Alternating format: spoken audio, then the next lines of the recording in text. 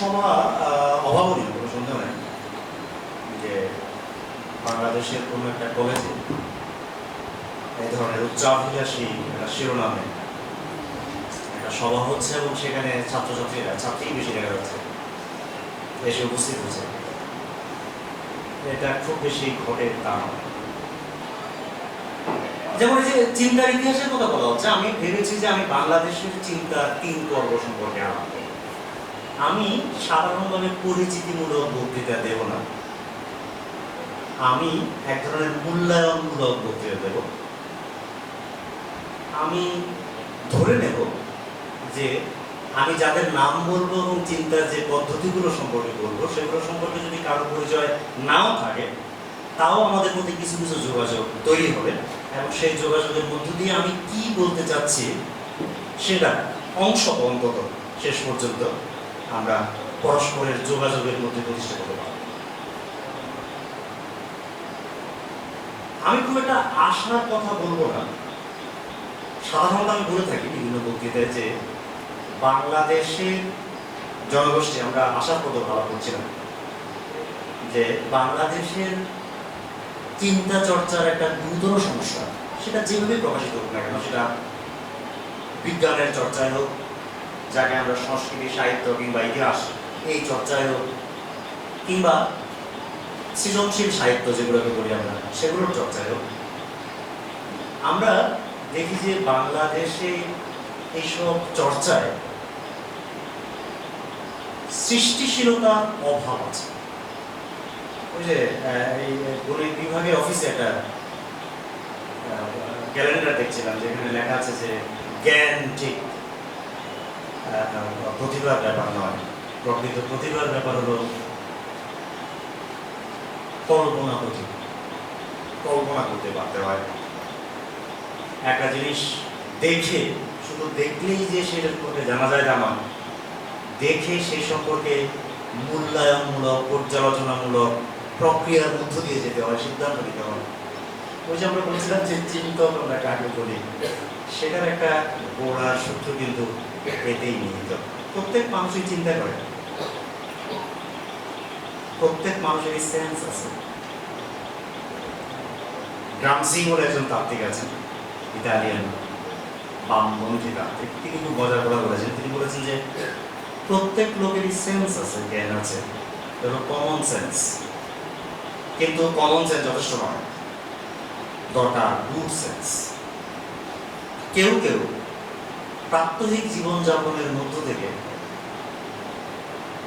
বিচার বিশ্লেষণ পর্যালোচনার মধ্য দিয়ে অপেক্ষাকৃত উন্নত, ওটা প্রথমত কাকে বলবো সেটা অবশ্য সবসময় স্থির করা সহজ নয়, অপেক্ষাকৃত উন্নত বিশ্লেষণ এবং বিচারের মধ্যে যদি কেউ উন্নীত হয়, তাহলে গ্রামসির ভাষায় আমরা বলতে পারি যে তার গুড সেন্স আছে।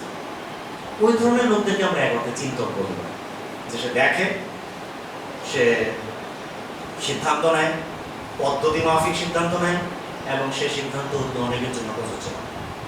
এই ধরনের লোককে যদি আমরা চিন্তক বলি, একটা সমাজের অবস্থা সম্পর্কে, মানুষ সম্পর্কে ভাবনা চিন্তা করে ভবিষ্যতের জন্য প্রযোজ্য, বিপুল মানুষের জন্য প্রযোজ্য এই ধরনের চিন্তা যারা পালন করেন, তাদেরকে যদি আমরা চিন্তক বলি, চিন্তা চর্চার লোক বলি, তাহলে আমরা বলবো, বা আমি বলি, আমি মনে করি, আর অনেকে আমার সঙ্গে একমত হয়েছেন বিভিন্ন আলাপে, এই জিনিস আমি বহুদিন ধরে প্রচার করছি, যে বাংলাদেশে আসলে সেই অর্থে চিন্তা চর্চার ব্যাপারটি খুব বেশি উর্বর নয়, ধূসর, একটা অনুর্বর এলাকা। আমি 1920-এর দশক থেকে 1970 পর্যন্ত এই 50 বছর সময়কালে 3 পর্বের আমাদের গুরুত্বপূর্ণ চিন্তাশীল লোকদের নাম নেব। নাম নিয়ে আমি দেখানোর চেষ্টা করব যে এদের চিন্তা ভাবনার যথেষ্ট পরিমাণ সততা, আন্তরিকতা, প্রভাব এগুলো থাকলেও আমি এদের চিন্তা পদ্ধতি সম্পর্কে পুরোপুরি আশাবাদী নই কেন, এই হলো আমার বক্তৃতার পরবর্তী বিষয়। আমরা শুরু করব শিক্ষা গোষ্ঠী বা মুসলিম সাহিত্য সমাজ নিয়ে। আপনারা কেউ এর সঙ্গে পরিচিত হয়তো।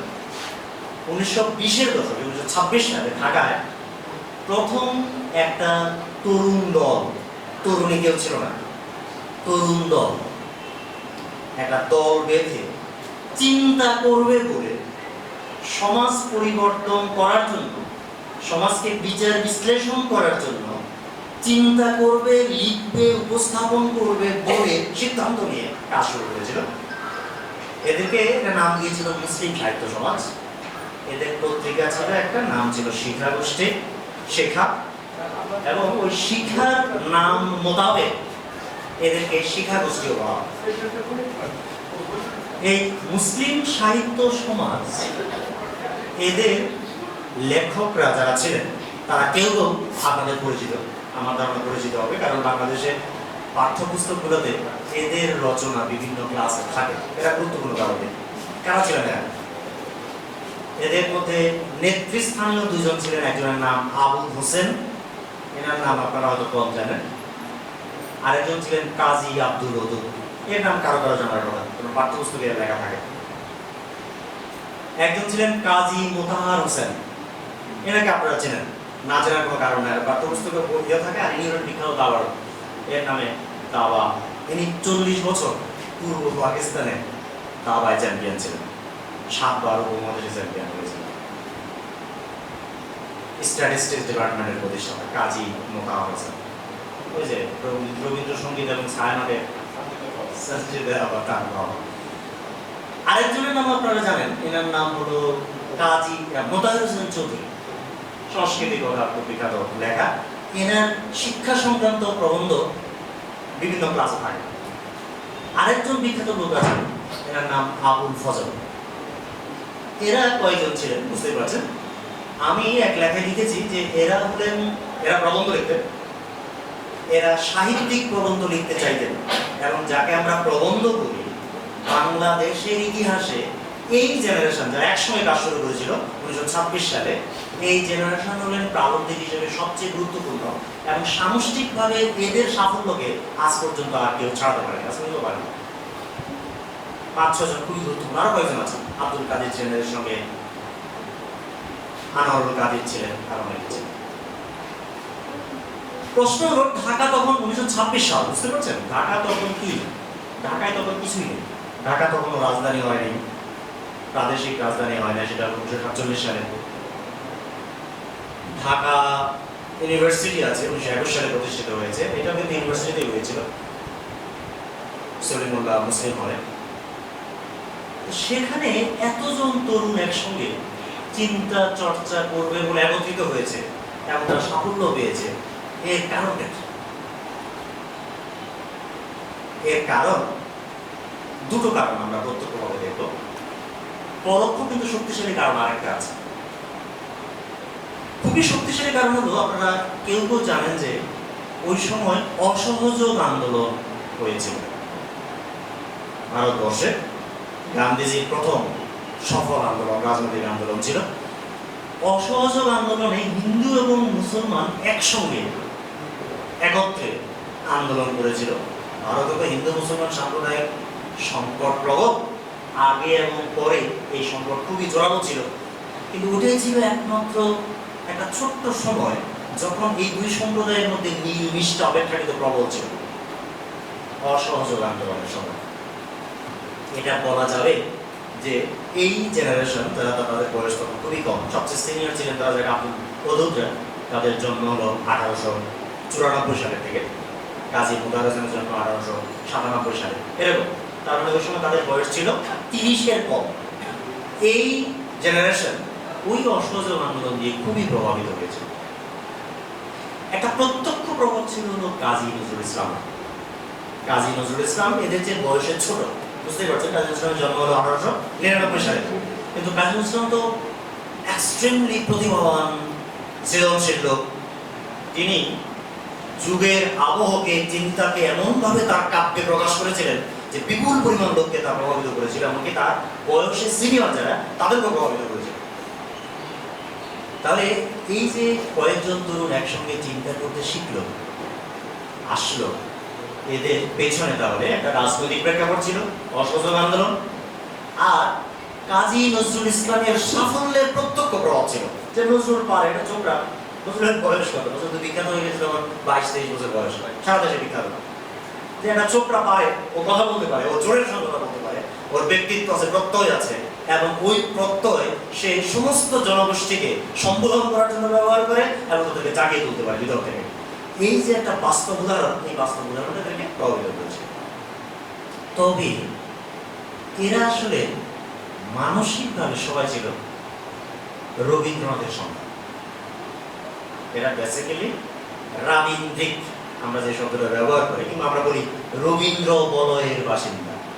এরা যেভাবে চিন্তা করতো, আমি পরে একটু বলবো, এরা যেভাবে চিন্তা করতো, এরা যেভাবে সমাজের কল্যাণ কামনা করতো, এরা যেভাবে ব্যক্তির মুক্তির কথা ভাবতো, হ্যাঁ, সেই পদ্ধতিগুলো ছিল রবীন্দ্রনাথের মতো রাবীন্দ্রিক বা রবীন্দ্র বলয়ের। তবে এই যে আমাদের লোকজন এখানে থাকায় একটা দল চিন্তা ভাবনা করলো, আমরা তাদের নাম বললাম, তাদের প্রাথমিক পরিচয় দিলাম।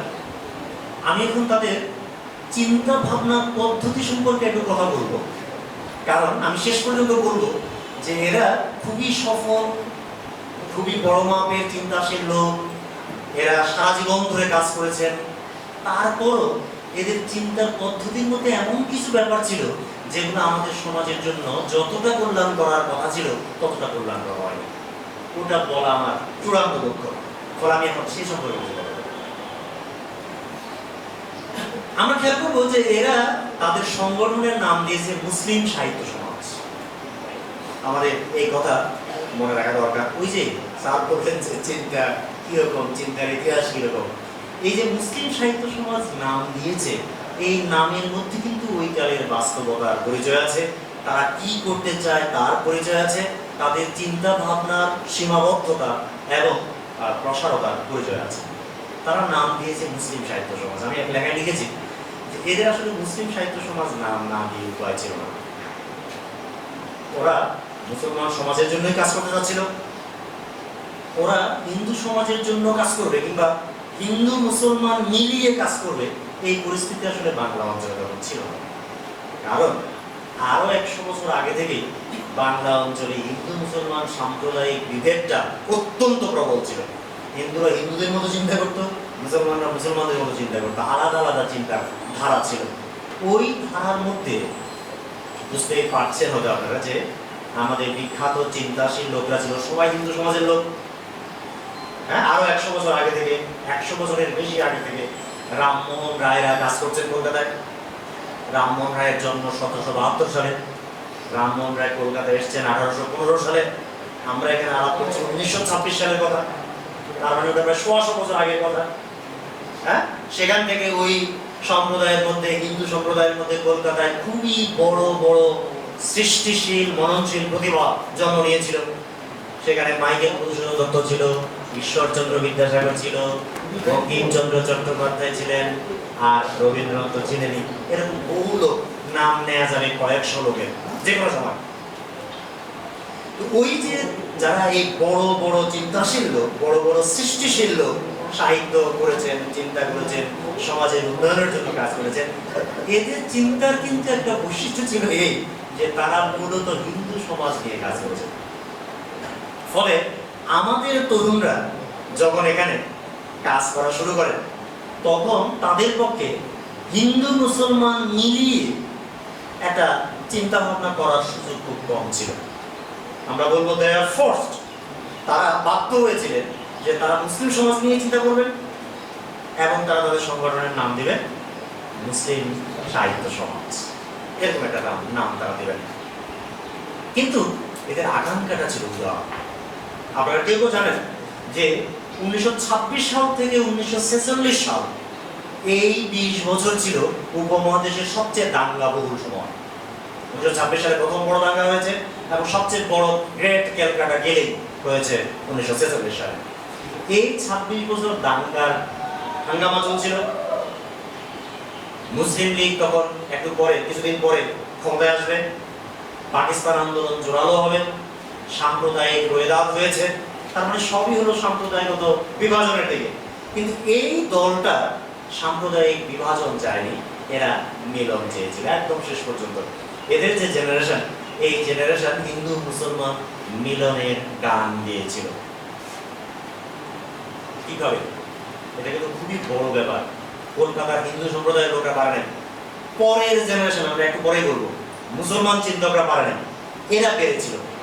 তার কারণ ওই যুগের আবহাওয়ার মধ্যে, এরা যেই যুগের মধ্যে বড় হয়েছে, আপনারা জানেন যে এই অসাম্প্রদায়িক চিন্তার মধ্যে, চিন্তার লোক হিসেবে আমি 26 তারিখে একটা প্রবন্ধ করবো এই বিষয়ে।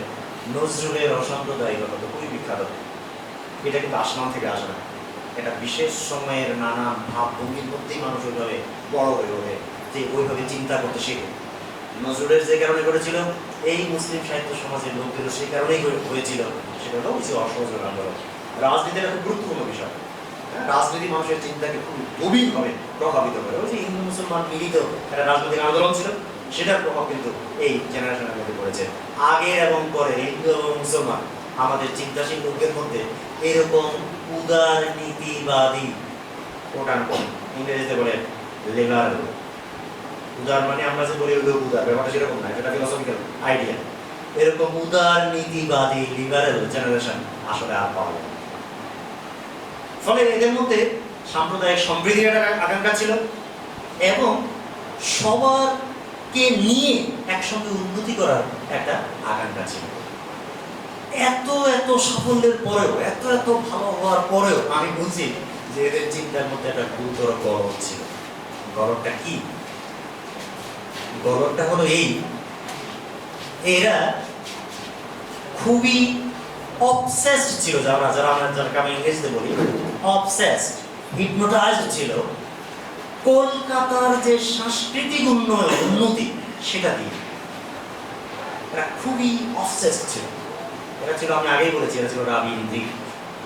মানে রবীন্দ্রনাথ যেভাবে চিন্তা করতেন, রবীন্দ্রনাথ চিন্তার পদ্ধতি যেমন ছিল, রবীন্দ্রনাথের সৌন্দর্যের ধারণা যেমন ছিল, রবীন্দ্রনাথ মানুষের উন্নতি বলতে যেরকম বুঝতেন, রবীন্দ্রনাথ কল্পনা প্রতিভার সবচেয়ে মহত্তম দিকগুলো যেইভাবে করতে পছন্দ করতেন, তার সাহিত্যে করেছেন, এরা সেইভাবে চিন্তা করতে শিখেছে। এর সবচেয়ে ভালো উদাহরণ কি? রবীন্দ্রনাথ হিন্দু এবং মুসলমান সম্প্রীতি নিয়ে বিস্তার করেছেন, নাম এমন হয়েছিল না। রবীন্দ্রনাথ খুবই সক্রিয় লোক ছিলেন। রবীন্দ্রনাথ সমসাময়িক রাজনীতিতে খুবই জড়িত ছিলেন। যে কোনো ঘটনা হলে রবীন্দ্রনাথ বিরাট বিরাট প্রবন্ধ লিখতেন এবং তাও হলে প্রবন্ধ করতেন। রবীন্দ্রনাথের কিন্তু এই ব্যাপারটা অনেকে মনে রাখে না।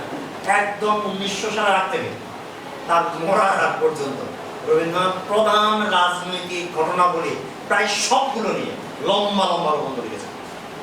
ফলে তিনি যে হিন্দু মুসলমান সমস্যা নিয়ে প্রবন্ধ লিখবেন, আলোচনা করবেন, এটা বলাই বাহুল্য, তিনি লিখেছেন। কিন্তু আমি একাধিক প্রবন্ধে এরকম মন্তব্য করেছি। এই 26 তারিখে আমি যে প্রবন্ধ পড়বো সেখানেও আমি একই কথা বলবো যে রবীন্দ্রনাথের হিন্দু মুসলমান চিন্তা কিন্তু আসলে খুব বেশি স্ট্রং নয়, খুব বেশি জোরালো নয়। ঘটনাটা কি? এই কথাটা একটু বোঝার চেষ্টা করেন। কারণ রবীন্দ্রনাথ মনে করতেন, রবীন্দ্রনাথ চিন্তার পদ্ধতি কি ছিল, যে মানুষেরা ভালো হবে, শিক্ষিত হবে, উন্নত হবে, কালচার, এরা বলতেন সংস্কৃতিবান। রবীন্দ্রনাথ সংস্কৃতি কথা বন্ধ করতেন না, তিনি কৃষ্টি কথাই ব্যবহার করতেন। সংস্কৃতিবান হবে তাহলে মানুষ ভালো হয়ে যাবে। অর্থাৎ আগে ব্যক্তিকে ভালো হতে হবে, মানুষকে ভালো হতে হবে, তারপর সমাজ পরিবর্তিত হবে। এটা ছিল রবীন্দ্রনাথের চিন্তার ধরন। আপনারা যদি আমার কথা একটু একটু মনে রাখতে পারেন তাহলে আমি বলে রাখি, একটু জটিল হয়তো কারোর জন্য, কিন্তু ভাবতে পারলে উপকৃত হবেন। চিন্তার এটা হলো, আমরা বলবো লিবারেল হিউম্যানিস্ট ধারণা, বাংলায় বলে উদার নীতিবাদী। ব্যক্তি ভালো হবে, ব্যক্তির মধ্যে সঞ্চিত হবে, সেটা আস্তে আস্তে চারদিকে, সমাজে চারদিকে ছড়িয়ে পড়বে। এই ধরনের একটা চিন্তা রবীন্দ্রনাথের ছিল। তিনি হিন্দু মুসলমান সম্পর্কে এটা ভাবতেন, বলে সমস্যার সমাধান, সমস্যাকে কারা করে, বলে সমস্যা করা হয়েছে, খারাপ লোকরা আছে। এটা আপনারা নজরুলের লেখার মতো দেখবেন। আমি 26 তারিখের প্রবন্ধে নজরুলের নিন্দা করবো না। এটা নজরুল মনে করতেন সাম্প্রদায়িক সমস্যার কারণ কি? সাম্প্রদায়িক সমস্যার কারণ হলো টিকিধারী ব্রাহ্মণ এবং দাড়িধারী মৌলবী। অনবরত লিখছেন নজরুল। ব্যাপারটা আসলে সহজ না। রবীন্দ্রনাথও তাই মনে করতেন। আসলে ব্যাপারটা তা নয়। সাম্প্রদায়িকতার সমস্যা, মানুষের চিন্তার সমস্যা, মানুষের সংস্কৃতির সমস্যা, মানুষের উন্নতির সমস্যা, এটা অনেক বেশি কাঠামোগত সমস্যা। একটু জানিয়ে রাখি যে এরকম কাঠামো ধরে চিন্তা করতেন করেন মার্কসিস্টরা। রবীন্দ্রনাথ নজরুলের একদম উল্টা ধরনের চিন্তা, এরা লিবারেল হিউম্যানিস্ট, ব্যক্তি ধরে চিন্তা করে। তাহলে সমস্যাগুলোকে আমাদের কাঠামো ধরে বিচার বিবেচনা করা দরকার, যেটা রবীন্দ্রনাথ করেননি। রবীন্দ্রনাথ পরামর্শ দিয়ে লোককে ভালো করাতে চেয়েছেন, তোরা কালচারের চর্চা করো, কালচার হোক, তাহলে সমস্যার সমাধান হবে। ব্যাপারটা আসলে এরকম হয় না। আমাদের এই শিক্ষাগোষ্ঠীর লোকেরা, মুসলিম সাহিত্য সমাজের লোকরা এই ধারার চিন্তা শিখছে। তারা এরকম মনে করতেন, তারা খুবই আকাঙ্ক্ষা করতেন যে সাম্প্রদায়িক সম্প্রীতি রক্ষিত হবে, তারা খুবই আকাঙ্ক্ষা করতেন যে অসাম্প্রদায়িক সমাজ প্রতিষ্ঠা হবে, কিন্তু তারা আসলে কোনো স্ট্রাকচারাল কাঠামোগত প্রস্তাব করতে পারেন না যে তোরা এইভাবে কাজ কর তাহলে উন্নতি হবে, এরকম নয়। আকাঙ্ক্ষা করতেন, গুড উইশেস, এটা করতেন তারা। তাদের চিন্তার মধ্যে বরাবরই এই গলতটা ছিল। গুরুতর গলদ ছিল আরেকটা, সেটা সম্পর্কে আমি আজকে শেষ পর্যন্ত কথা বলবো। সেটা হলো এই, তারা কলকাতায় ওই যে বলেছিলাম চিন্তার খুবই উঁচু স্তর প্রতিষ্ঠিত হয়েছিল, সাহিত্যের খুবই উঁচু স্তর প্রতিষ্ঠিত হয়েছিল। 19 শতকে কলকাতায় সাহিত্য এবং সংস্কৃতির স্তরে যে চিন্তা ভাবনা হয়েছে একদম ওয়ার্ডলেস। রাষ্ট্র চিন্তা হয়েছে একদম নিম্ন শ্রেণী, সমাজ চিন্তা হয়েছে মোটামুটি নিম্ন শ্রেণী, কিন্তু শিল্প সাহিত্য হয়েছে খুবই উঁচু মাপের। এটা অন্য কারণ আছে, সেটা আমি সেদিকে যাচ্ছি না।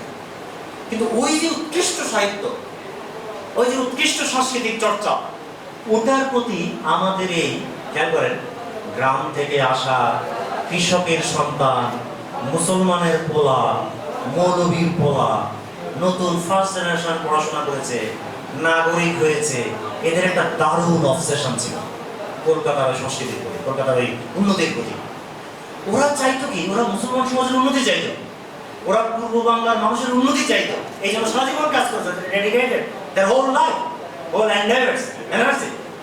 কিন্তু তারা আমাদের লোকজন সম্পর্কে ভেবে এদের কি সমস্যা, এদের উন্নতিটা কোন পদ্ধতিতে হবে, এরা কি ভাবে, এগুলোর দিকে কখনো নজর দেন না।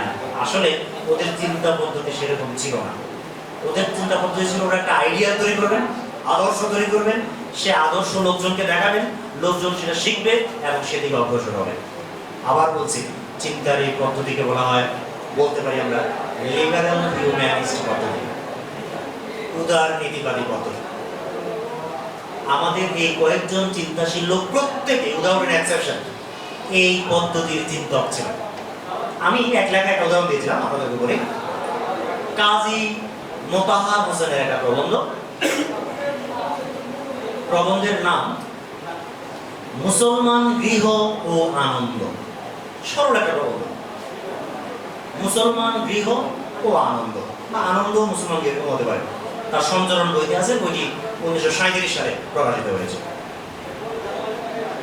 উনি লিখেছেন, খুবই আন্তরিকতার সঙ্গে লিখেছেন যে আমাদের মুসলমানের ঘরে কোনো আনন্দ নাই, এরা আনন্দ করতে পারে না, এদের কালচার নাই, এরা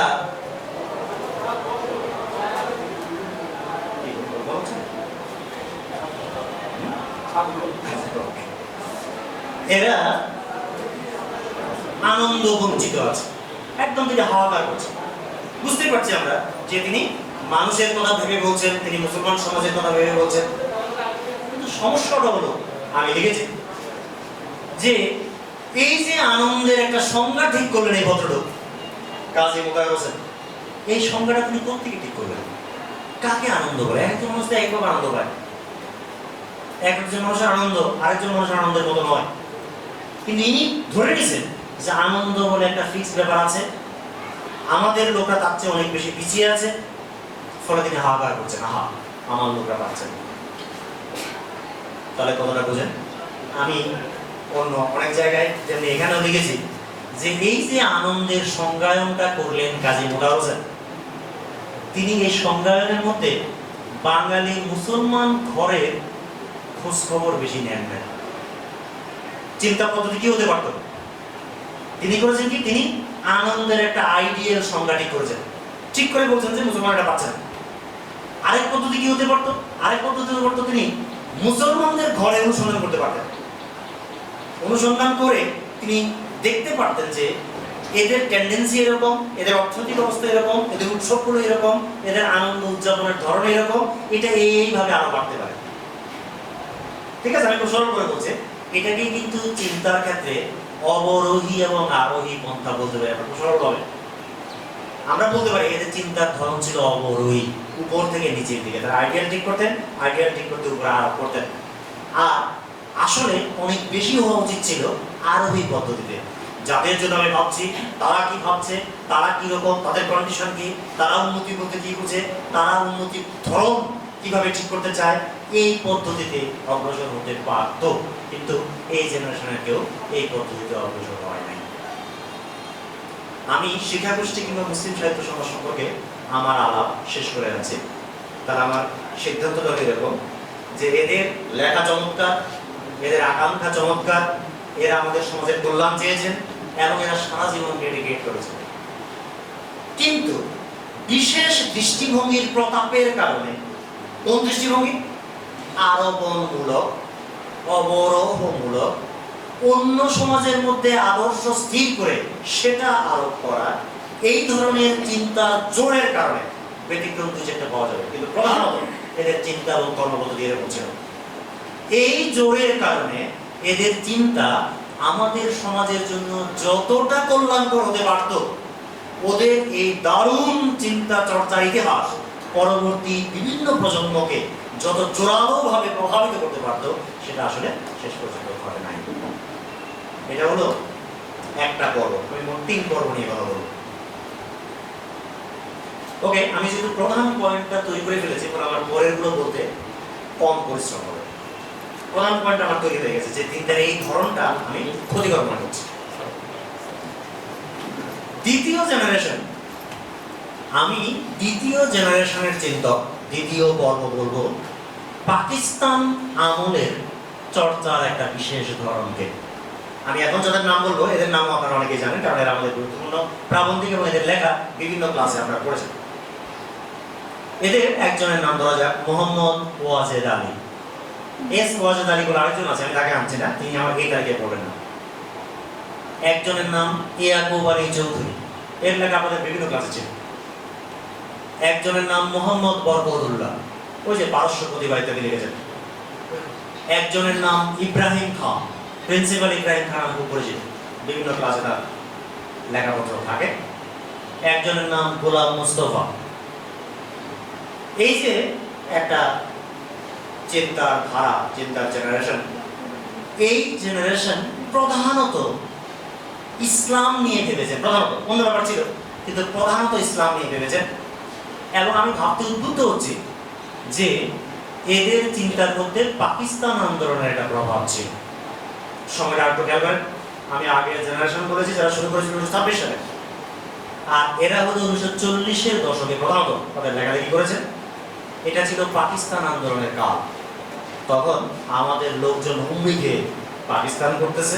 আপনারা অনেকে যারা এই ইতিহাস জানেন না, তাদের মনে হতে পারে যে পাকিস্তান রাষ্ট্রকে আমরা এখন যে পরিমাণ ঘৃণা করি, তাতে ওই সময় সমস্ত লোক এই পরিমাণ পাকিস্তান চাওয়ার কথা।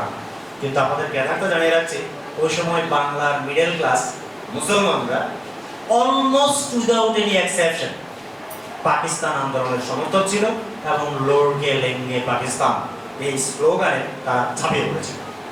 এই জেনারেশন যাদের নাম আমি বললাম, এরা হলো এই আন্দোলন দ্বারা প্রভাবিত ছিল। এদের ধারায় কয়েকজন কবিও ছিলেন, তাদের নাম আপনারা জানেন। আমি একজনের নাম বলছি, ফারুক আহমদ, খুবই বড় গুরুত্বপূর্ণ কবি, ইনি এই ধারার কবি ছিলেন। এরা কলকাতায় দুটো সংগঠন করেছিল, একটা নাম হলো পাকিস্তান সাহিত্য সংসদ, একটা নাম হলো রেনেসাঁ সোসাইটি। এটা করেছে 1942-43 সালে। আমি খুব সরল করে এদের চিন্তার একটা পরিচয় দেওয়ার চেষ্টা করছি এবং ওই চিন্তার মধ্যে আমি যাকে লিমিটেশন মনে করি, সীমাবদ্ধতা, সেটা চিহ্নিত করার চেষ্টা করছি। খুব সংক্ষেপ করছি। 1942 এবং 43 সালে কলকাতায় এরা এই প্রতিষ্ঠান করেছিল। একটা নাম হলো পাকিস্তান সাহিত্য সংসদ, একটা নাম হলো রেনেসাঁ সোসাইটি। এর সঙ্গে মুসলমান লেখকরা সবাই যুক্ত ছিল। এরা সবাই পূর্ব বাংলার লোক, ফার্স্ট জেনারেশন শিক্ষিত, এবং কেউ ঢাকা বিশ্ববিদ্যালয়ের, সবাই নয়। এবং তারা সবাই পাস টাস করে কিংবা পড়তে কলকাতা চলে গিয়েছিল এবং 47-এর আগ পর্যন্ত কলকাতা ছিল। এদের প্রায় সবাই একই, এই জেনারেশনের সবাই একই অবস্থা। পাকিস্তান ওনারা বললো কি, পাকিস্তানবাদীরা, এটাকে আমরা আমাদের লিটারেচারের ভাষায় স্বাতন্ত্র্যবাদীও করে থাকি, সেপারেটিস্ট। এরা আলাদা করতে চাইতো, মানে কলকাতা থেকে আলাদা করে, হিন্দু থেকে আলাদা। এরা সেপারেটিস্ট ছিল চিন্তার দিক থেকে।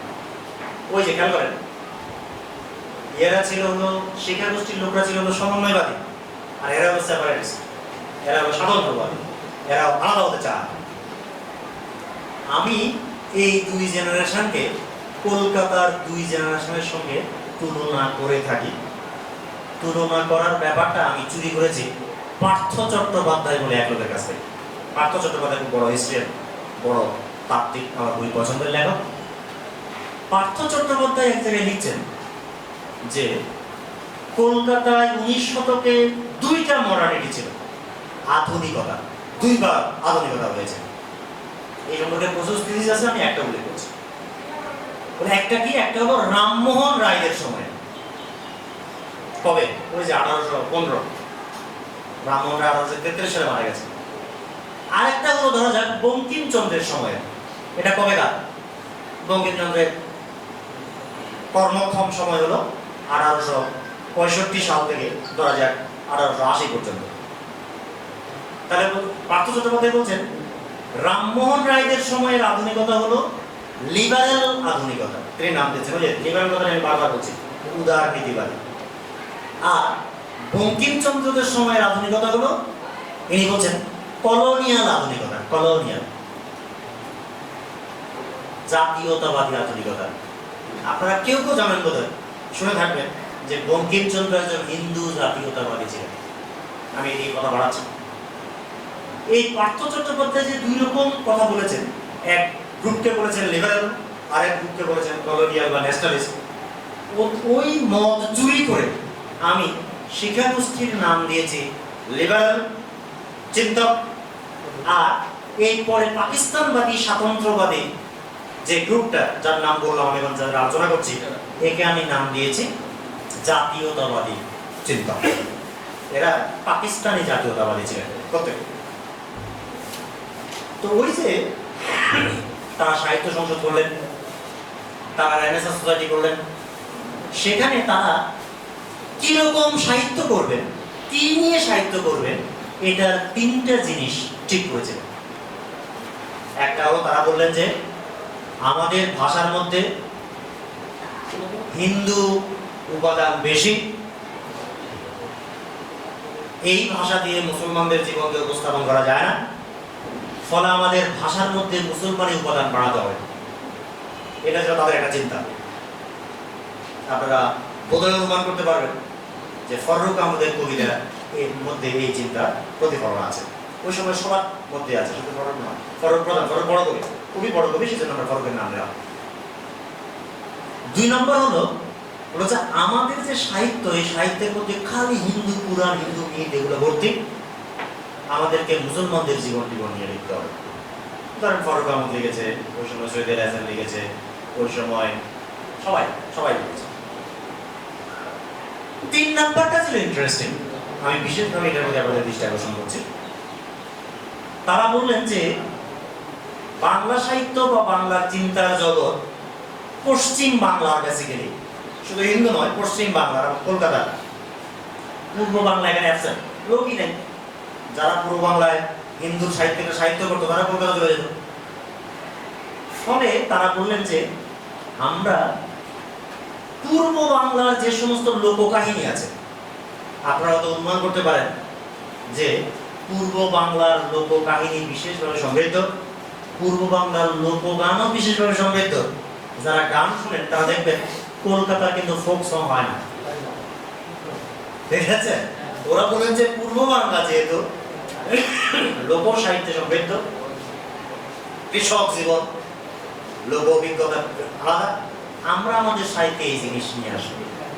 এটা একটা অসাধারণ সিদ্ধান্ত ছিল, কিন্তু দুঃখের বিষয় হলো এই যে আমাদের যারা সাহিত্য করেছেন এবং আমাদের যারা চিন্তাশীল লেখালেখি করেছেন, এই লেখকরা প্রথম দুইটা করেছেন, তিন নাম্বারটা করেন না। আমি আবার আপনাদের মনে করে দিচ্ছি, মুসলমানি ভাষা এটা করেছেন, মুসলমানি কাহিনী উপাদান এটা করেছেন। ওকে, আই এম নট আনহ্যাপি, ভালো, খারাপ নয়। কিন্তু যেটা সবচেয়ে জরুরি, পূর্ব বাংলার ফোক ফোকরার জনজীবন, কৃষক জীবনের অভিজ্ঞতা, এই জিনিস সাহিত্যে নিয়ে আসা, এই জিনিস অবলম্বনে চিন্তা করা, এই জিনিস কিন্তু তারা করেন। ফলে অ্যাপারেন্টলি এই জেনারেশনের চিন্তকরা ইসলাম নিয়ে ভেবেছেন, মুসলমান নিয়ে ভেবেছেন, এটা পশ্চিমাও নয়, এটা কলকাতারও নয়। ফলে এটা অনেক বেশি জনসংশ্লিষ্ট হওয়ার কথা ছিল, কিন্তু আসলে হয়নি। তারা এক ধরনের বিশুদ্ধ ইসলামের চর্চা করেছেন। আমি আবার এই কথার উপর জোর দিচ্ছি, তারা এক ধরনের বিশুদ্ধ ইসলামের চর্চা করেছেন। পূব বাংলার যে জনজীবন, এই জনজীবন সংশ্লিষ্ট যে ইসলাম, মুসলমান, তার জীবনযাপনের সঙ্গে সংশ্লিষ্ট ধর্ম এবং সংস্কৃতি এবং তার থেকে উত্থিত যে ইসলাম চিন্তা, এই চিন্তা তারা কখনো করেন নাই। এবং আমি একটু আগ বাড়িয়ে একটা অন্য সিদ্ধান্ত নিই, আপনারা খেয়াল করে দেখবেন, আজ পর্যন্ত বাংলাদেশ অঞ্চল থেকে কোনো উল্লেখযোগ্য একজন ইসলামী চিন্তক বের হয় নাই যার কোনো ধরনের ইনফ্লুয়েন্স দুনিয়া জুড়ে যে ইসলামী চিন্তা আছে সেখানে আছে। তার প্রধান কারণ হলো এই যে এখানকার সঙ্গে মিলানো, মাটি এবং মানুষের জীবনের সঙ্গে মিলানো এই ধরনের চিন্তা এই জেনারেশনে গ্রহণ করে নাই। তারা দারুণ সব মুহাম্মদের জীবনে লিখেছে, তারা দারুণ সব ইসলামের ব্যাখ্যা করেছে। আমি অল্প বয়সে ইব্রাহিম খান ইসলামের মর্ম কথা বলে বই পড়েছিলাম এবং আমি টাসকে খেয়ে গেছিলাম, দুর্দান্ত, অসাধারণ, দারুণ লিবারেল, দারুণ ব্যাখ্যা। কিন্তু শেষ পর্যন্ত এটা ইসলামের ব্যাখ্যাই, শেষ পর্যন্ত এটা বিশুদ্ধ ইসলামের ব্যাখ্যা। অর্থাৎ খেয়াল করেন, আমি যে আলাপটা করছি, চিন্তা চর্চার দিক থেকে জনজীবনের সঙ্গে সংশ্লিষ্ট হয়ে আরোহী পদ্ধতিতে চিন্তা করার যে একটা সিলসিলা, একটা ইতিহাস তৈরি হতে পারত এই জেনারেশনে, যেটা কলকাতায় বঙ্কিমচন্দ্রদের জেনারেশনে তৈরি হয়েছিল জাতীয়তাবাদী আধুনিকতার সময়। পার্থ চট্টোপাধ্যায় কথিত জাতীয়তাবাদী আধুনিকতার সময় কলকাতায় হয়েছিল, সেটা আমাদের এখানে হয় নাই। কারণ পাকিস্তানবাদী, ইসলামী, স্বাতন্ত্র্যবাদী সংস্কৃতি ও চিন্তার চাপ, অতিরেক, এরা বিশুদ্ধত ওই চর্চাটাই শেষ পর্যন্ত করেছে। এবং তারা সবসময় শঙ্কিত ছিল যে আমরা বোধহয় এর থেকে বিচ্যুত হলে আমাদের পাকিস্তানি আদর্শ, আমাদের ইসলাম, আমরা যে এত কষ্ট করে 47 সালে কলকাতা থেকে আলাদা হয়েছে, এটা বোধহয় খানিকটা বিচ্যুত হবে। তারা খুবই দুশ্চিন্তার মধ্যে ছিলেন মানসিকভাবে। ফলে এই জেনারেশনও, আমি এই জেনারেশনের চিন্তকদেরকে গুরুত্বপূর্ণই মনে করি। আপনাদের বলে রাখি, ঢাকার লোকজন সাধারণত এই জেনারেশনের চিন্তকদের নাম উল্লেখ করে না, তারা এড়িয়ে যায়। কিন্তু আসলে এই জেনারেশনও খুবই খুবই দারুণ সব চিন্তা ভাবনা করেছে। কিন্তু আমি যেটাকে আমাদের দেশীয় জনসমাজ সম্পৃক্ত চিন্তা বলছি, সেটা তাহলে আমরা এই সেকেন্ড জেনারেশন পেলাম না, অন্য কারণে। আমি যে তৃতীয় প্রজন্মের কথা বলবো, সেই তৃতীয় প্রজন্ম বিকশিত হয়েছে 50 এবং 60-এর দশকে, মূলত বাঙালি জাতীয়তাবাদী আন্দোলনের মধ্য দিয়ে। এই ব্যাপারটা আশা করছি আপনাদের অপেক্ষাকৃত বেশি পরিচিত। 1952 সালে ভাষা আন্দোলন হয়েছিল। আমরা ব্যাপকভাবে বলে থাকি, কারণ এই কথার মধ্যে জোরালো সত্য আছে, যে ওই 52 সালের ভাষা আন্দোলন হুমায়ুন আজাদ যেমন লিখেছিলেন যে পূব বাংলার মানুষের চিন্তাকে পাল্টে দিয়েছিল এমন ভাবে যে 52 সালের আগের একজন ব্যক্তি এবং পরের একজন ব্যক্তি আর এক মানুষ থাকেনি। আজাদ একটু এক্সাজারেট করে কথা বলতেন, কিন্তু তার কথার মধ্যে এই জোরালো সত্য আছে। এই যে বাঙালি জাতীয়তাবাদী আন্দোলন 60-এর দশকে আওয়ামী লীগের নেতৃত্বে হয়েছিল, এই আন্দোলনের মধ্য দিয়ে আমাদের চিন্তা চর্চার সবচেয়ে গুরুত্বপূর্ণ লোকজন আবির্ভূত হয়েছিলেন। আমি খুবই সংক্ষেপ করার জন্য এদের মধ্যে 3টা গ্রুপ শনাক্ত করছি, 3টা দল শনাক্ত করছি। এক দলে আমি ফেলবো, ধরা যাক আহমদ শরীফ, আনিসুজ্জামান এবং একটু পরে প্রজন্মের আহমদ সফাকে। এই তারিখে আরো লোক আনতে পারবো, কিন্তু 3 জনের নাম নিলাম। আমার ক্যাটাগরিটা হলো এই, সংক্ষেপে বলছি, এরা প্রধানত মুসলমানদের নিয়েই ভেবেছেন। আপনারা যারা একটু খোঁজখবর রাখেন তারা আহমদ শরীফকে এখানে গিয়ে দেখে একটু বেশি করতে পারেন। কিন্তু আপনাদের জানিয়ে রাখি যে আহমদ শরীফ বাঙালি মুসলমানের জন্য যে পরিমাণ কাজ করেছে, এই পরিমাণ কাজ এককভাবে আর কেউ করেন। উনি বাঙালি মুসলমানদের সাহিত্য নিয়েই কাজ করছেন। আহমদ শরীফ নাস্তিক মুরতাদ হিসেবে মানে ইতিহাসে যে কত দারুণ সব মজার ব্যবহার করে, হ্যাঁ, সেটা একটা উদাহরণ হলো আহমদ শরীফ। আহমদ শরীফ বাঙালি মুসলমান সম্পর্কে, বাঙালি মুসলমানের ইতিহাস প্রমাণের ক্ষেত্রে এককভাবে সবচেয়ে কৃতি ব্যক্তি, সুতরাং তিনি এই তালিকায় থাকবেন। এদের চিন্তার ব্যাপারটা এরকম, তারা খেয়াল করলেন যে কলকাতায় সংস্কৃতির খুবই উন্নতি হয়েছিল, চিন্তা চর্চার খুবই উন্নতি হয়েছিল, কিন্তু এর মধ্যে একটা সাম্প্রদায়িকতা ছিল। ওরা হিন্দু সমাজ নিয়ে কাজ করেছে, মুসলমান সমাজ কাজ করে। ফলে এরা বললেন কি, এরা বললেন যে প্রগতির ধারাটা ঠিকই আছে, চিন্তার ধারাটা ঠিকই আছে, আধুনিকায়নের ধারাটা ঠিকই আছে, কিন্তু এর মধ্যে মুসলমানের ঈশ্বরতা। ফলে তারা মুসলমান সাহিত্য নিয়ে কাজ করলেন। যেমন আহমদ শরীফ অন্তত 40 জন মধ্যযুগে মুসলমান কবি সাহিত্য সম্পাদনা করলেন।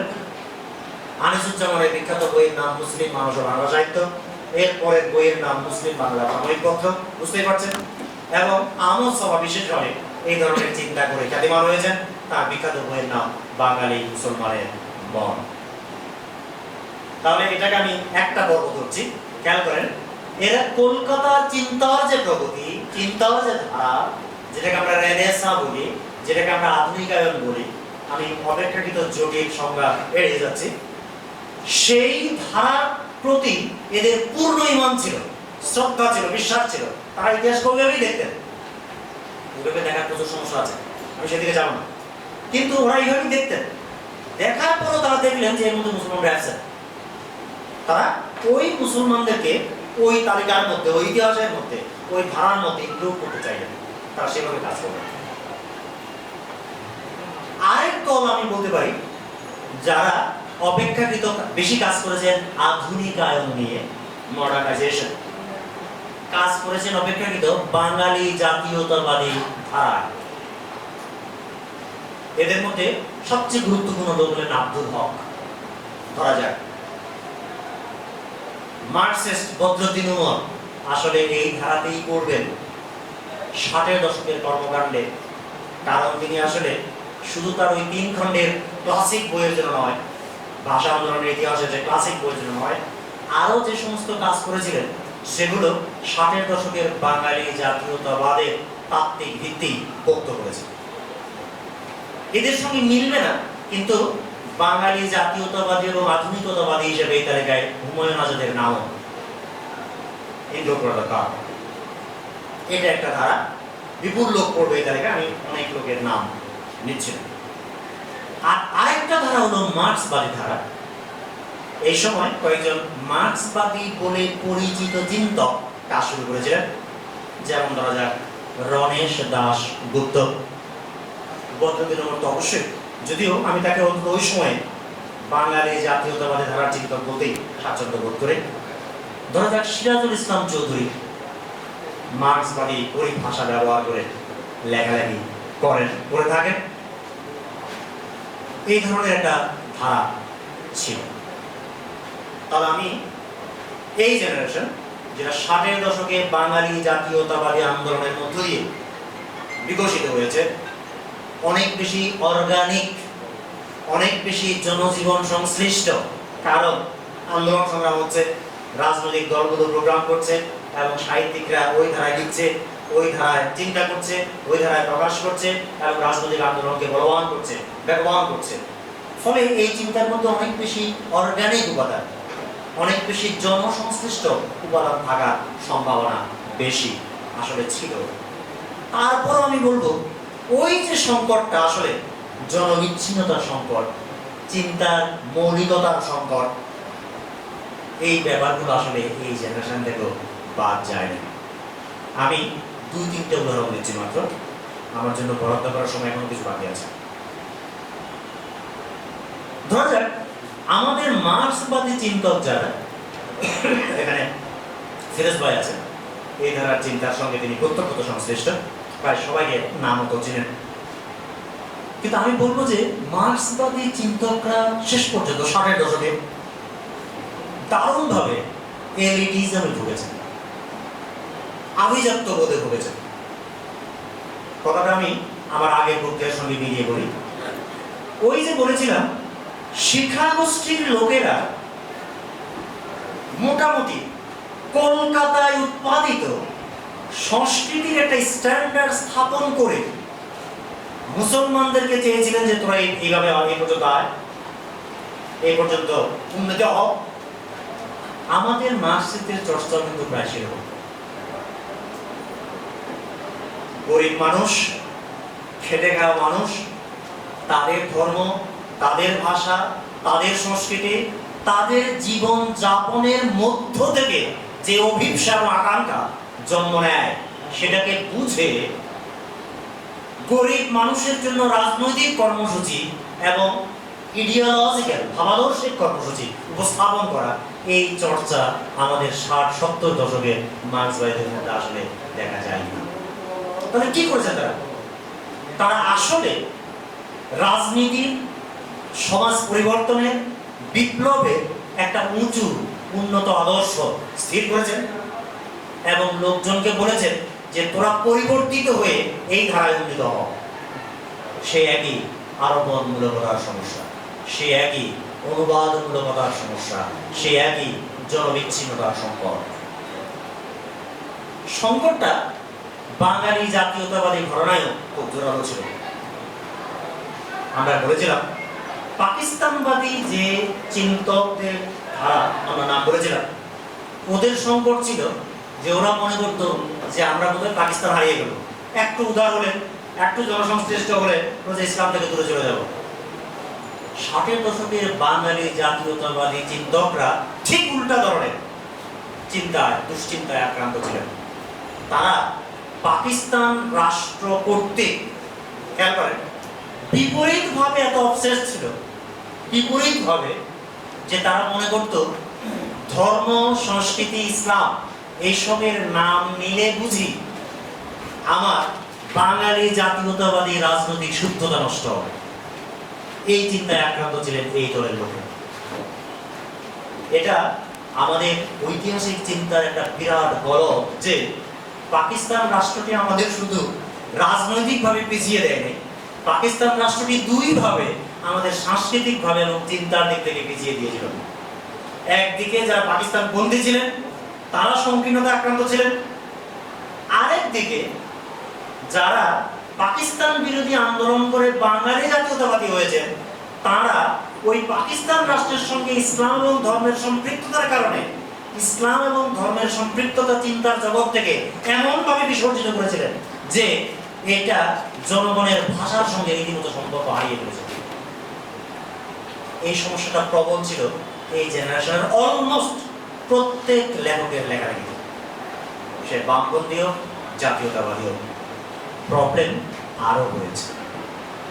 সেই প্রবলেমটা হলো আপনি হবেন জাতীয়তাবাদী। কি জাতীয়তাবাদী? বাঙালি জাতীয়তাবাদী। এখন আপনি নিজেকে বাঙালি বলছেন। 60-এর দশকে খেয়াল করেন, শেখ মুজিব আন্দোলন সংগ্রাম করছে, আওয়ামী লীগ আন্দোলন সংগ্রাম করছে এবং খুবই জোরালো আন্দোলন হচ্ছে, জনসম্পৃক্ততা তৈরি হয়েছে। কিন্তু হলে কি হবে? আপনার তো বই পুস্তক নাই। আপনি যে বাঙালি জাতীয়তাবাদী বলছেন, আপনার বাঙালি পরিচয় কোথায় নির্ধারিত হয়েছে? নির্ধারিত হয়েছে তো কলকাতায়। আপনি কাকে নিয়ে কাজ করেন? বঙ্কিমচন্দ্রকে নিয়ে। আপনি নাম বলেন কাদের? আপনি বলেন বঙ্কিমচন্দ্র, রবীন্দ্রনাথ ঠাকুর, মাইকেল মধুসূদন দত্ত। আপনাকে তাদের নাম নিতে হবে, কারণ বাঙালি, আধুনিক বাঙালি কমিউনিটির যে কোনো পরিচয় নির্মিত হয়েছে কলকাতায় 19 শতকে। তাহলে যে সমস্যাটা ঢাকায় কবর হয়েছে সেটা হলো এই যে আমাদের এই 60-এর দশকের বাঙালি জাতীয়তাবাদী আন্দোলনের মধ্যে কলকাতার উপর সাংস্কৃতিক বুদ্ধিভিত্তিক নির্ভরতা আগের যে কোনো সময়ের চেয়ে অনেক বেড়ে গেছে। গভীরভাবে যে কারো লেখা আপনি যদি পর্যবেক্ষণ করেন তাহলে আপনি এটা পাবেন। এমনকি আমি এক জায়গায় ঠাট্টা করে বলেছিলাম, হুমায়ুন আজাদের মতো এত উন্নয়নশীল, হুমায়ুন আজাদের মতো প্রায় কিছুই পছন্দ করে না, সবই বাতিল করে দেয়। আমার বন্ধুর সঙ্গে একদিন 1 ঘন্টা আলাপে হুমায়ুন আজাদ বিভূতিভূষণের পথের পাঁচালী এবং ওয়ালিউল্লাহ রচনা করে সব বাতিল করে দিয়েছে। বাতিল করে দিয়ে বললো যে যা ভালো কিছু লেখা হয়েছে তার একটা বড় অংশ আমার লেখা। এই যে আজাদের যারা আপনারা আজাদের লেখাশোনা পরিচিত তারা জানান যে আজাদ এরকম উন্নাসিক ছিল। এই উন্নাসিক লেখকের লেখায় তন্ন তন্ন করে পড়ে আমি কলকাতার সাংস্কৃতিক উৎপাদন সম্পর্কে একটাও বিরূপ মন্তব্য পাই না। Such was the level of obsession of Humayun Azad, even Humayun Azad. আর বাকি অবস্থা বলাই অল্প। এরা দেখবেন যে রবীন্দ্রনাথের নাম করলে 10 বার মুর্ছা খায়। মুর্ছা খাওয়ার দরকার নেই। পড়া এক জিনিস, রবীন্দ্রনাথের সাহিত্য উপভোগ করা এক জিনিস, আর রবীন্দ্রনাথের সাহিত্যে কালচারালি অবসেস থাকা কমপ্লিটলি ভিন্ন জিনিস। ঢাকায় ঘটেছে কালচারালি অবসেস থাকা। ঢাকা কিন্তু রবীন্দ্র সাহিত্যের পরম্পরা খুবই নির্ভরশীল, যে জন্য আপনাদের গোপনে বলে রাখি, ঢাকার যারা রবীন্দ্র সাহিত্য পাঠ টাট করায় ওরা আমাকে টাকে অনেক বেশি। ওরা আমি নাকি একটু পড়তে পারি, আমি চাই বলি যে আমি তো রবীন্দ্র বিরোধী লোক। আমি এই বক্তৃতা সঞ্চিতা কার্টুনের সভায় ছায়ানোটা দিয়েছি। আমি বলেছি আপু আমাকে কেন ডেকেছেন জানি না, আমি তো রবীন্দ্রনাথের ভক্ত নই। এরকম তাহলে আমি আলাদা করার জন্য কথা বললাম যে রবীন্দ্রনাথের কালচারে অবসেস থাকা আর রবীন্দ্র সাহিত্য পাঠ করা দুটো সম্পূর্ণ আলাদা জিনিস। সিম্বলিক্যালি বললাম 60-এর দশকে আমাদের বাঙালি জাতীয়তাবাদী আন্দোলনে এবং সংশ্লিষ্ট চিন্তা চর্চায় এই সমস্যাটা ঘটেছিল যে আগের যে কোনো সময়ের তুলনায় আমরা সাংস্কৃতিক এবং চিন্তার নির্ভরতার দিক থেকে অনেক বেশি ক্যালকেশিয়ান হয়ে উঠেছিলাম। আপনারা যারা কন্টেম্পোরারি চিন্তা সংস্কৃতির সঙ্গে যুক্ত তারা জানবেন যে আমাদের জেনারেশনের ছেলেমেয়েরা পার্টলি ওই অবসেশন থেকে মুক্ত হয়েছে। আসলে এর আগ পর্যন্ত কখনোই এই অবসেশন থেকে মুক্ত হয়নি ঢাকার জনগোষ্ঠী। তাহলে 60-এর দশকের বা তৃতীয় পর্বের আলাপের মধ্যে আমি একটু সামারি করি। আমরা মোটা দাগে দেখালাম যে এখানে 3 ধরনের চিন্তা ছিল। একটা হলো যারা ইতিহাসের প্রবাহটা ঠিকই মনে করেন, কিন্তু মুসলমানরা যেহেতু আসছেন সেহেতু ওর মধ্যে মুসলমানদের রাখতে চান, ঝামেলা আছে। যখনই আপনি চিন্তার একটা কাঠামোর মধ্যে কোনো কিছু ইম্পোজ করবেন তখন ওই যা আপনি দিচ্ছেন সেটা ওই কাঠামোর আকার ধারণ করবে। পানির মতো আপনি একটা পাত্রের মধ্যে পানি রাখছেন, পানিটা ওই পাত্রের আকার ধারণ করবে। আপনি অলরেডি ইতিহাসের যে ধারা তৈরি হয়েছে এটার মধ্যে মুসলমানদেরকে ঠাসা ঢুকে দিলেন, এবং ফলে এই মুসলমান জনগোষ্ঠীর চিন্তার যে প্যাটার্ন, এর যে সংস্কৃতির যে প্যাটার্ন, এটা আর আসলে আলাদা আকার পাবে না, ওটা ওর মধ্যেই আসবে। আপনি আহমদ শরীফের চিন্তা মনোযোগ দিয়ে পড়েন, আপনি আনিসুজ্জামানের চিন্তা মনোযোগ দিয়ে পড়েন, আপনি এমনকি আহমদ সভা যিনি কলকাতা বিরোধী করে ঢাকায় প্রতিষ্ঠিত ছিলেন তাঁর চিন্তা মনোযোগ দিয়ে পড়েন, আপনি সাঁচের সংসার দেখতে পারেন। দ্বিতীয় ধারণার কথা বললাম আমাদের বামপন্থী মহলের ধারণা। ঢাকার 60-এর দশকের বামপন্থী চিন্তা কিন্তু শোচনীয়। আমি এক সময় মুনির চৌধুরীর সাহিত্য নাটক ক্লাসে পড়াতাম। মুনির চৌধুরী আপনারা জানেন 1948 সালে ছাত্র ইউনিয়নের পূর্ব পাকিস্তান সভাপতি ছিলেন এবং জাতীয় বামপন্থী নেতা ছিলেন, বক্তা হিসেবে খুব বিখ্যাত ছিলেন। আমি দেখলাম তার সমস্ত রচনায় বামপন্থী চিন্তার একটা বর্ণ নাই। আপনারা যারা আমার কথা ফলো করতে পারবেন তাদেরকে আমি বলে রাখি যে ঢাকায় 60-এর দশক থেকে বামপন্থী চিন্তা নামে পরিচিত, বামপন্থী ব্যক্তি নামে পরিচিত লোকজন বিরামহীনভাবে বামপন্থী শব্দাবলী, মার্ক্সীয় শব্দাবলী ব্যবহার করে আসলে লিবারেল হিউম্যানিস্ট চিন্তা ভাবনা করেছে। এটা ঢাকার বামপন্থী চিন্তা ভাবনার একটা খুবই গুরুতর গলদ, জনবিচ্ছিন্নতার মূল কারণ এবং এলিট পড়া একটা অন্যতম প্রধান উৎস। ফলে আমাদের বামপন্থী চিন্তকদের মধ্যে এই সংকট অত্যন্ত প্রবল, আর আমাদের বাঙালি জাতীয়তাবাদী চিন্তকদের মধ্যেও এই সংকট খুবই প্রবল। তাহলে আমি এদের কৃতিত্ব, এদের যে বড় কাজ, এদের যে সারা জীবনের সংগ্রাম, এগুলোর প্রতি মোটেই কোনো প্রকার উন্নাসিকতা দেখাচ্ছি না। আমি বলছি যে আমাদের এখানে ঐতিহাসিক কারণে, চিন্তার এবং ইতিহাসের বিশেষ কাঠামোর কারণে আমরা কখনোই যেইভাবে চিন্তা করা দরকার ছিল, যেভাবে নিজেকে নিজে দেখে, নিজের সমস্যার নিরিখে, নিজের সম্ভাবনার নিরিখে, নিজের প্রবণতার ভিত্তিতে আমাদের চিন্তা ভাবনা করার দরকার ছিল, সেই ধরনের চিন্তার মধ্যে আসলে আমরা কখনোই প্রবেশ করতে পারিনি। বলা বাহুল্য, বাংলাদেশের চিন্তার ভাঙা চোরা যে ধারাগুলো এখনো প্রবহমান আছে, তার মধ্যে অল্প কিছু দুই একটা খুবই শিথিল ব্যতিক্রম বাদ দিলে ওই যে পুরনো ছাঁচের কথা আমি বললাম, এই ছাঁচের মধ্যে আপনি কিন্তু এটা ফেলে দিতে পারেন। ফলে যে এই যে আমি এই আইডিয়াটা দাঁড় করেছি পার্থ চট্টোপাধ্যায়ের কাছ থেকে, তার ওস্তাদ রঞ্জিত গুহর কাছ থেকে। আইডিয়াটা হলো আওয়ার মডার্নিটি। এরা এটা প্রচার করেছেন পার্থ চট্টোপাধ্যায়, রঞ্জিত গুহ এবং অন্যরা। আমি তার থেকে চুরি করে একটা প্রবন্ধ লিখেছি। প্রবন্ধটা আজকাল ছাপা হয়েছে দেব সেন্টারের পত্রিকা, লম্বা প্রবন্ধ। আমাদের বুদ্ধিভিত্তিক সংকট এবং আমাদের আধুনিকতা, আওয়ার মডার্নিটি। সমস্যাটা হয়েছে এই যে আমরা গত 50-60 বছর ধরে অব্যাহতভাবে আধুনিক হওয়ার সংগ্রাম করে যাচ্ছি। আমাদের প্রধান চিন্তা আধুনিক হওয়ার।